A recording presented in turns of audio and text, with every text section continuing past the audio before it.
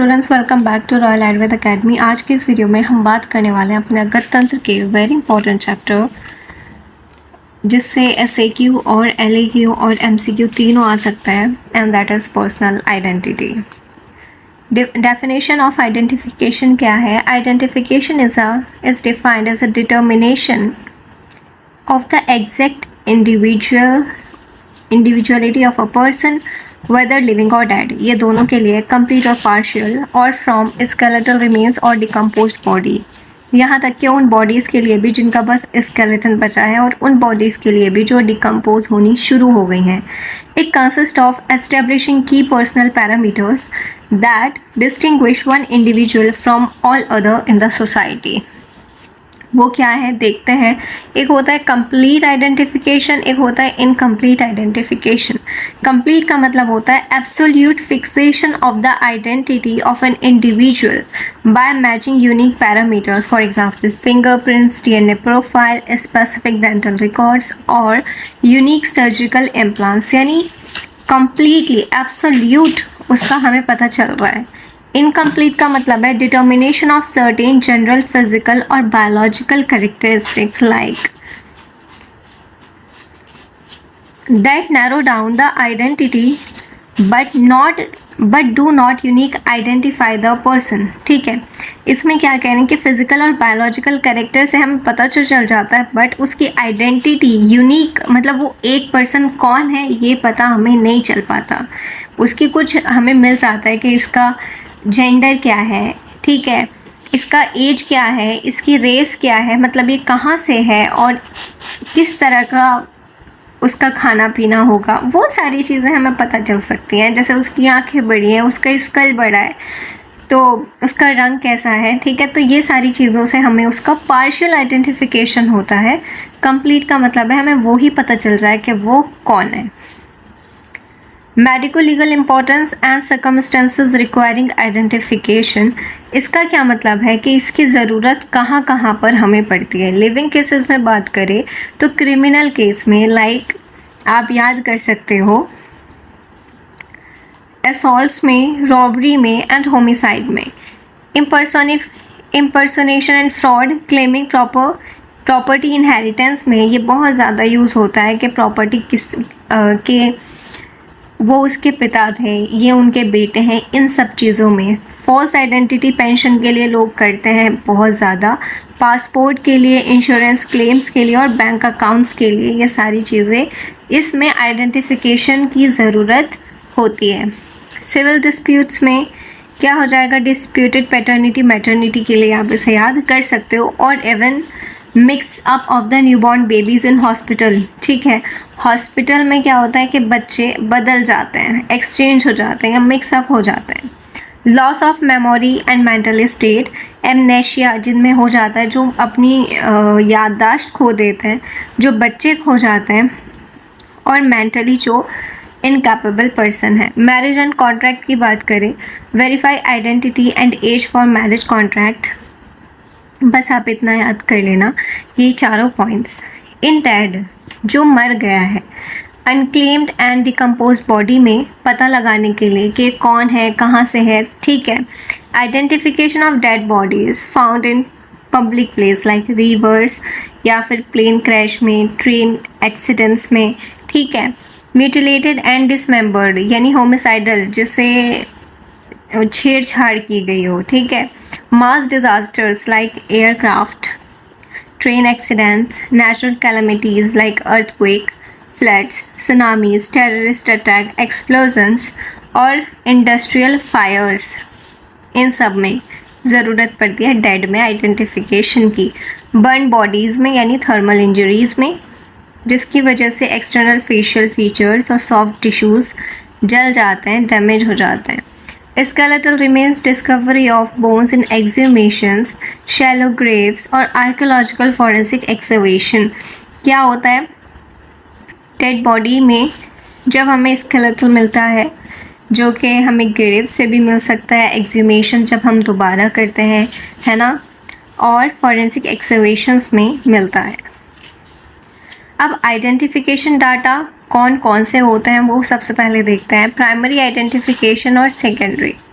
Primary का मतलब है कि हम परमानेंटली एक पर्सन को बता सकते हैं कि ये इसका फीचर है। Primary identifiers and secondary identifiers. Primary में क्या होता है? Dactylography, DNA profiling, forensic odontology and unique medical या सर्जिकल इम्प्लांट्स, यानी फिंगरप्रिंट्स के बारे में बात कर रहे हैं जो कि यूनिक होते हैं, परमानेंट होते हैं। डीएनए प्रोफाइलिंग तो बिल्कुल एक इंसान के लिए एक ही होता है। ओडोंटोलॉजी का ये बोल रहा है antemortem versus postmortem dental chart matching.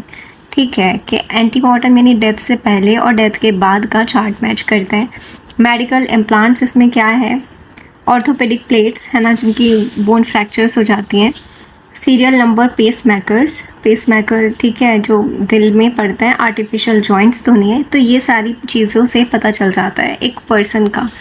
Secondary identifier जो कि बिल्कुल एग्जैक्ट तो नहीं बताता, लाइक सेक्स डिटर्मिनेशन है, एज एस्टिमेशन है, हाइट है, रेस एंड रिलीजन है, कंजेनाइटल एनोमलीज है, external characteristics and personal belongings.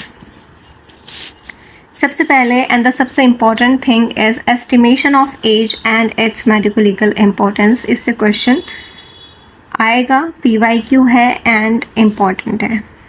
इस चैप्टर में कुछ चीज़ें इंपॉर्टेंट है जो कि लॉन्ग शॉर्ट MCQ के पर्सपेक्टिव से बहुत ज़्यादा इम्पॉर्टेंट है। Methods of age estimation. Method क्या है? तो estimation of age in living and dead और इंडिविजुअल्स रिलाइज ऑन 4 पैरामीटर्स। वो 4 पैरामीटर्स क्या होते हैं? सबसे पहले वो देखो, teeth, ossification of bones, secondary sexual characteristics and general developments. 4 चीज़ें हैं, टीथ है, ऑसिफिकेशंस ऑफ बोन है, सेकेंडरी कैरेक्टरिस्टिक्स हैं एंड जनरल डेवलपमेंट है। सबसे पहले हम देखते हैं डेंटल एज में यानी टीथ के बारे में। Teeth are extremely resistant to decomposition. ठीक है, टीथ बहुत टाइम बाद डिकम्पोज होते हैं, यानी वो रेजिस्टेंट है एक तरह से फायर से, केमिकल ट्रॉमा से, making them superior indication of the age in the children and adolescent. सबसे पहले हमने 2 तरह के टीथ पढ़े हैं, एक टेम्परेरी डेसिडुअस और एक परमानेंट। लोअर देखो कौन सा टीथ का बात है, अब ये याद कर लो। लोअर सेंट्रल इंसिजन आता है 6 से 8 महीने में, अपर आता है 7 से 9 में, अपर लेटरल आता है 8 से 10 में, लोअर लेटरल आता है 10 से 12 में। फर्स्ट मोलर याद कर लेना 12 से 14 महीने में, कैनाइन 16 से 20 महीने में। ठीक है, सेकेंड मोलर 20 से 30 महीने में। रूल ऑफ 6 एंड 4 इसमें क्या बोल रही है? देखो, temporary teeth eruption start at 6 month, यानी जो टीथ होते हैं टेम्परेरी टीथ जो बच्चों में निकलते हैं वो 6 महीने से निकलना शुरू हो जाते हैं। और कब तक निकलते हैं? 24 से 30 महीने तक। All 20 temporary teeth are present.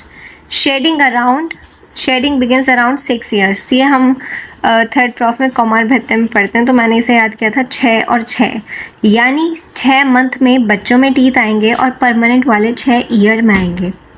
समझ आ गया? ठीक है, अब नेक्स्ट हम बात करते हैं परमानेंट टीथ की। तो परमानेंट में फर्स्ट मोलर आता है 6 से 7 साल में, जैसे बता ही दिया है कि 6 साल से परमानेंट टीथ आने शुरू हो जाते हैं। फिर ये आप याद कर लेंगे, सब 1-2 साल बढ़ा के इसमें आ जाएंगे। थर्ड विजडम के लिए बात याद करने की ज़रूरत नहीं है क्योंकि आप सब ने ये शायद फेस कर लिया होगा। ये वाला फेज़ ये आता है 17 से 25 साल की उम्र के बीच में, क्योंकि ये है वेरिएबल। ठीक है, सेकेंड मोलर को 12 ईयर मोलर कहा जाता है, ये चीज़ हम याद रख लेंगे। बाकी ये सब तो बातें हैं, इन्हें एक बार पढ़ लेना।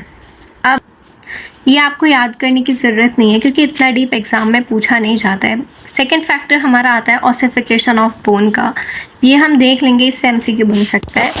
ऑल्दो इतना डीप क्वेश्चन नहीं पूछा जाता है क्योंकि ये फर्स्ट ईयर के एनाटॉमी का टॉपिक है।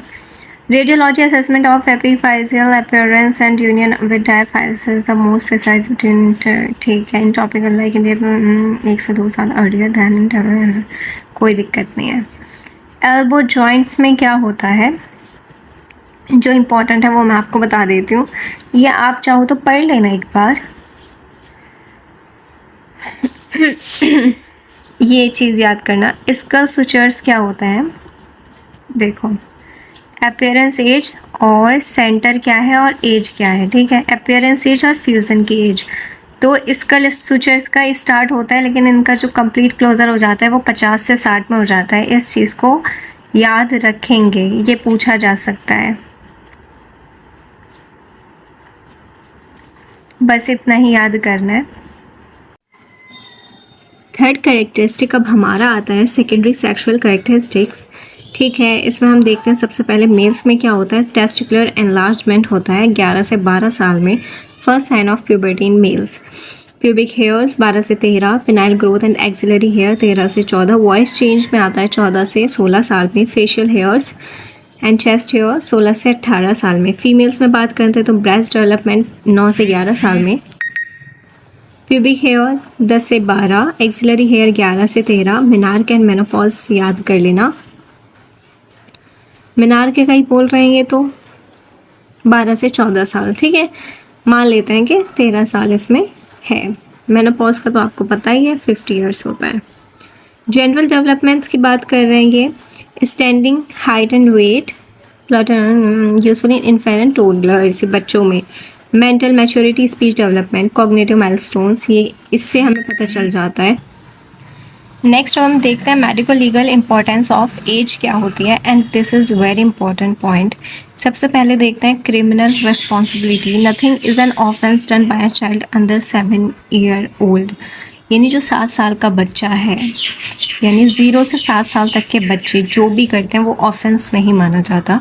एक्ट ऑफ चाइल्ड 7 से 12 साल में who has not attained sufficient maturity of understanding to judge the nature and consequences of the conduct is exempt, यानी qualified immunity after 12 years full criminal responsibility applies। इसका मतलब ये होता है कि 7 साल तक का बच्चा कोई भी जुर्म कर रहा है उसमें कोई दिक्कत उसे नहीं होगी, लेकिन अगर 7 से 12 साल का बच्चा जिसे इतनी मेच्योरिटी नहीं है तो वो जो भी कर रहा है उसे समझा दिया जाएगा, लेकिन 12 साल के बाद अगर कोई कर रहा है तो उस पर भाई फिर वो एक डील करना पड़ेगा उसे कि वो सुधरे। जुवेनाइल जस्टिस में क्या होता है, वेरी इंपॉर्टेंट है, ठीक है, ये वाली चीज़ें इंपॉर्टेंट है। जुवेनाइल जस्टिस एक्ट होता है, इसमें कह रहे हैं कि 18 साल तक के बच्चे को जुवेनाइल जस्टिस कोड बनाया जाता है, ठीक है, बच्चों के लिए।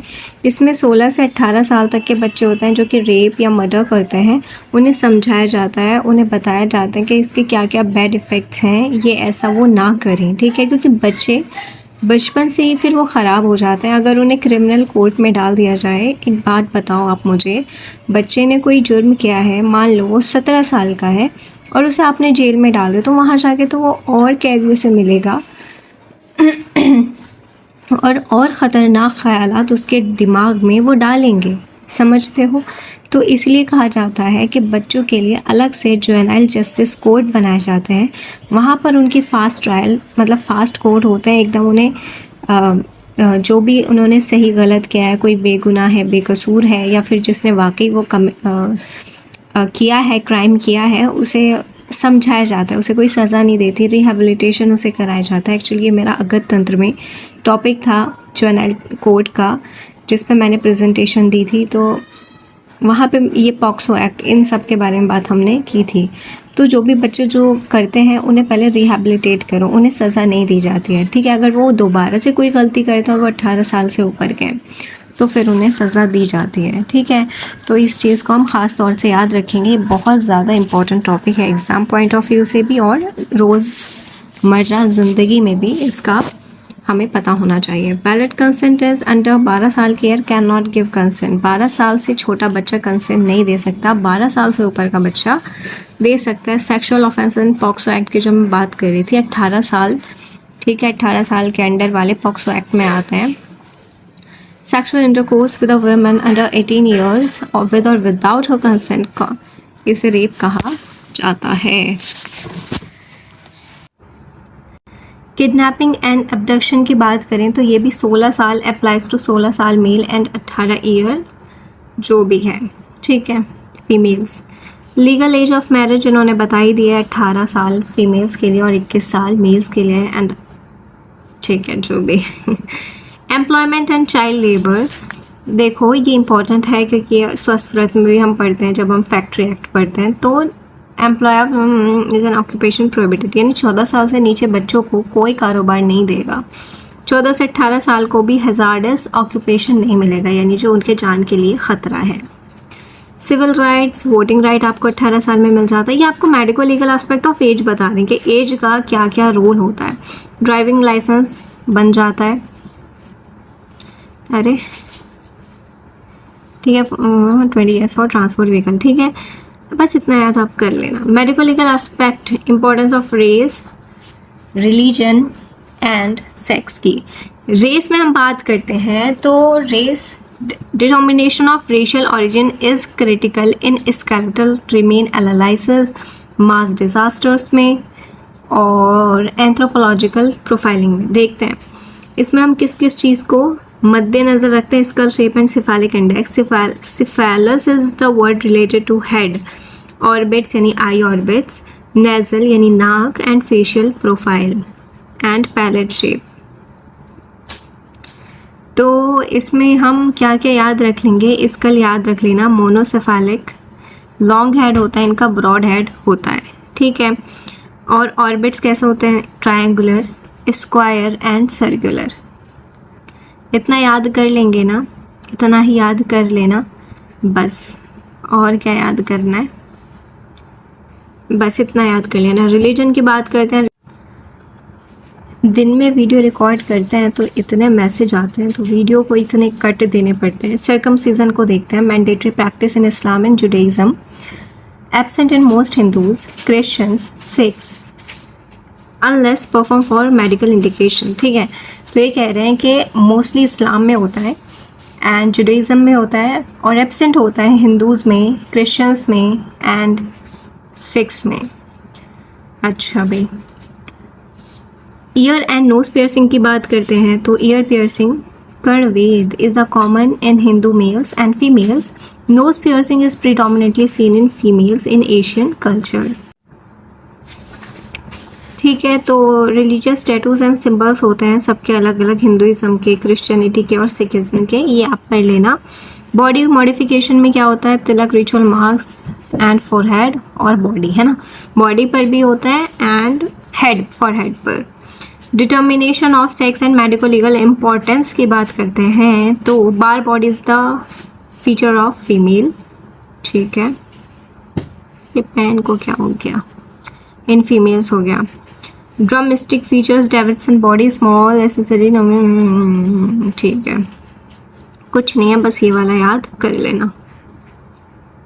स्केलेटल रिमेन्स की बात करते हैं, ये वाली चीज़ इंपॉर्टेंट है ना, कि मेल और फीमेल में कैसे डिफ्रेंशिएट करते हैं। Pelvis is the most reliable, है ना, यहाँ पे पता चल जाता है। तो कैसे पता चलता है, एंगल देख लो एक तो, है ना, ये याद कर लेना। फीमेल में कितना होता है, 90 से 100 से ज़्यादा होता है, जबकि मेल्स में 70। ग्रेटर शैटिक नॉच, ठीक है। Pelvic inlet, heart shape and circular, ठीक है। सैक्रम,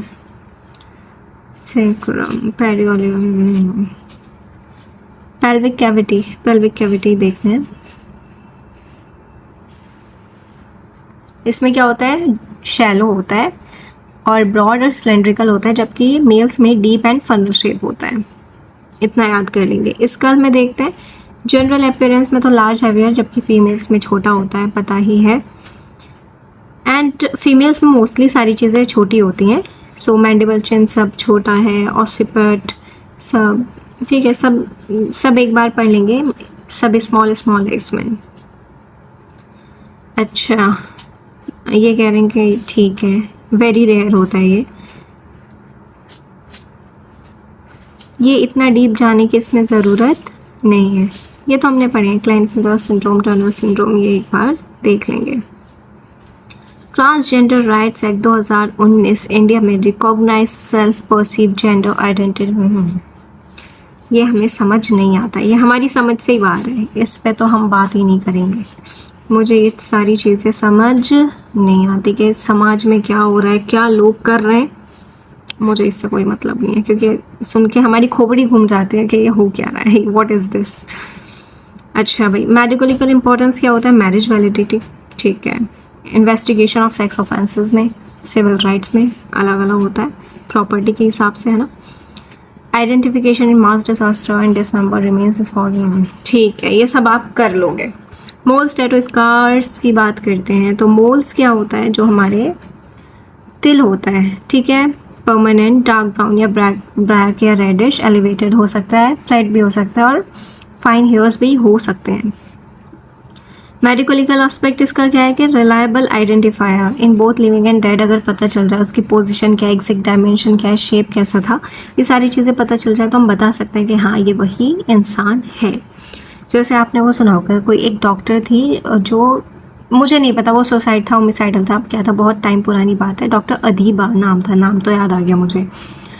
तो उनका ऐसे पता चला क्योंकि गले में लॉकेट पड़ा था, उस लॉकेट से पता चला था, स्केलेटन मिला था बाकायदा, वो नहीं, कोई बॉडी नहीं मिली थी, सिर्फ स्केलेटन, और उससे उस लॉकेट से पता चला था कि ये वही लड़की है, डॉक्टर अदीबा नाम था। टैटू मार्क्स में अगर मुझे सही याद है तो डॉक्टर अदीबा ही था, एग्जैक्ट मुझे लगता है यही था। Permanent decorative design, tattoo marks से होते हैं जो हम टैटू बनवा लेते हैं। इसमें क्या है, मेथड्स ऑफ आर्टिफिशियल रिमूवल के लिए तो ये सारे हैं, बाकी पिगमेंट्स ये नहीं कराना चाहिए, इसे मना कर, मैम ने बताया था कि इससे इसमें अगर लिखा होगा तो नहीं, इसमें लिखा नहीं है, लेकिन मैम ने बताया था कि इससे इन्फेक्शन बहुत होते हैं, ठीक है, टैटू की वजह से, क्योंकि वही एक निडल या जो भी है वो सारी चीज़ें सब में वही लगता है, तो इस वजह से इन्फेक्शन होने के चांसेस रहते हैं। स्कार का मतलब होता है किसी भी तरीके का कोई भी इंजरी, डिसीज़ या सर्जिकल इंसीजन का स्कार जो होता है। तो इसमें एस्टिमेशन ऑफ स्कार देख सकते हो कि 5 से 7 दिन रेड रहने, यानी वो नया नया है, 2 से 4 वीक में ऐसा हो जाएगा, 6 मंथ में वो ऐसा हो जाएगा बिल्कुल स्किन के जैसा, ये आपने देखा ही है, ये आप कर लेंगे। और ये मैंने उस इंजरीज़ में भी बताया था। ऑक्यूपेशनल मार्क्स हो जाते हैं जैसे शू मेकर वाले, मैं आपको बताती हूँ, हाँ, कोल माइनर्स में देखो टैटूइंग ऑफ स्किन हो जाती है कोल डस्ट की वजह से, जो बिल्कुल अंदर घुस जाते हैं। टेलर्स, हाँ देखो, टेलर्स में हम क्या देखते नहीं, उनके हाथ में क्या होता है, सुई के निशान होते हैं। बाकी नमक वालों के देख लो, जो नमक बनाते हैं उनके पैर नहीं जलते। हेयर एनालिसिस की बात करते हैं, माइक्रोस्कोप इतना इम्पोर्टेंट ये नहीं है, बस इसमें हाँ ये चीज़ याद रख सकते हैं कि इसे इंसान का कौन सा है, जानवर का कौन सा है। हैंड राइटिंग, डेक्टाइलोग्राफी, डीएनए टेस्टिंग, ये हैंड राइटिंग में क्या पता चल जाता है कि एग्जामिनेशन में स्मूथनेस, पेन प्रेशर कितना है, ये सारी चीज़ें देख लेंगे। फिंगरप्रिंट्स तो आपको पता ही है, इम्पॉर्टेंट जो है फिंगरप्रिंट्स में वो ये है, टाइप्स इम्पॉर्टेंट है, ये PYQ भी है, ये हल्के में बिल्कुल नहीं लेना है। PYQ नहीं है, लेकिन ये सॉरी ये PYQ नहीं है, ये मेरे उसमें आया था, PYQ में नहीं आया था, ये प्रैक्टिकल में दिया था, प्रैक्टिकल में मैडम ने प्रैक्टिकल में दिया था, तो इसे याद कर लेंगे। Loops, whorls, arches and accidental होते हैं। तो लूप में मोस्टली लूप ही होता है सबका, जिसमें लूप गोल गोल होते हैं, एंड इसमें सर्कुलर होते हैं। आर्चेस में क्या होता है कि एक साइड से enter from one side rise in centre और दूसरी साइड से निकल जाते हैं। एक्सीडेंटल 2 और मोर पैटर्न या फिर कंपोजिट, यानी सब मिले जुले वहाँ पे मिल रहे हैं। बस हमने यही पढ़ा था, बुक में भी यही है, ये कुछ नहीं है। टाइप ऑफ फिंगरप्रिंट, विजिबल, अच्छा ये चीज़ इम्पोर्टेंट है, टाइप ऑफ फिंगरप्रिंट देख लेना, है ना। ये कह रहे हैं कि पेटेंट विजिबल प्रिंट इंक में, ब्लड में, ऑयल में, डर्ट में बिल्कुल दिखते हैं फिंगरप्रिंट्स। प्लास्टिक का मतलब है जो 3D में हमें मिलते हैं, जैसे कैंडल वैक्स पर, वेट पेंट पर, सोप पर मिल जाते हैं। कोई सोप पकड़े तो उस पर फिंगरप्रिंट छप जाते हैं। लेटेंट प्रिंट क्या होता है, invisible impression by sweat and sebum powder, जो कि कैसे उन्हें डेवलप किया जाता है, पाउडर मेथड से, कि ये डाल देते हैं तो आ जाता है, स्प्रे डाल देते हैं। इतना याद करने की ज़रूरत नहीं है, बस एक याद कर लेना, पाउडर वाला, ठीक है, कि ब्लैक कार्बन पाउडर डाला जाता है। DNA प्रोफाइलिंग, DNA टाइपिंग आपको पता ही है, शॉर्ट टेंडम रिपीट्स इसमें होता है, 12th में पढ़ के आ रहे हैं। माइटोकॉन्ड्रियल लेवल, ये तो आपको पता ही है, FSL वाली वीडियो में मैंने आपको ये बताया था। इसका सुपर इम्पोज करते हैं, जो कि CID में हम बहुत ज़्यादा देखा करते थे, ठीक है। इसमें जो इम्पोर्टेंट था वो क्या था, एज, रेस, रिलीजन, ये सारे इसमें ज़्यादा इम्पोर्टेंट थे। मैं एक बार फिर बता देती हूँ, एज से क्वेश्चन आ चुका है, आने के चांसेस फिर ज़्यादा है।